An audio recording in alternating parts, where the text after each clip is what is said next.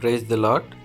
ఈ దిన వాక్య భాగము యెహోషువ గ్రంథం 1వ అధ్యాయము 6వ వచనం. నిన్ను విడువను, నిన్ను ఎడబాయను. దేవుడు యెహోషువను ఇక్కడ ధైర్యపరిచే విషయాన్ని ఇక్కడ మనం గమనిస్తున్నాం. ఎందుకంటే మోషే తర్వాత యెహోషువ ఆ బాధ్యతలు తీసుకున్నవాడుగా ఉంటూ వచ్చాడు.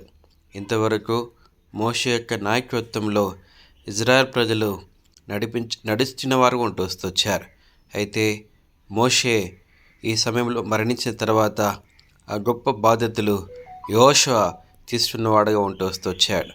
తనకి జీవితంలో ఎన్నో భయాలు, ఎన్నో కలవరముల మధ్య ఉన్నప్పుడు దేవుడు యెహోషువను ధైర్యపరిచి నడిపించేవాడు ఉంటున్నాడు.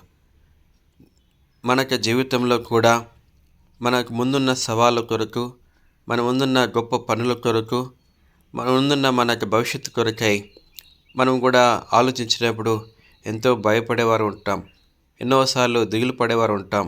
అయినప్పటికీ కూడా వాగ్దానం చేసే దేవుడు నమ్మదైన దేవుడు, మనల్ని నడిపించే దేవుడు జీవగలవాడుగా ఉంటున్నాడు.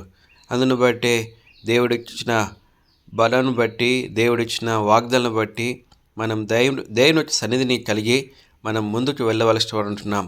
అదే యెహోషువ తన జీవితంలో తన వృద్ధాప్య వరకు కూడా దేవుని యొక్క ధైర్యం పొంది అంతవరకు యుద్ధాలు జరించి దేవుడు తన ప్రజలను వాగ్దాన దేశాలు నడిపిస్తూ వచ్చాడు.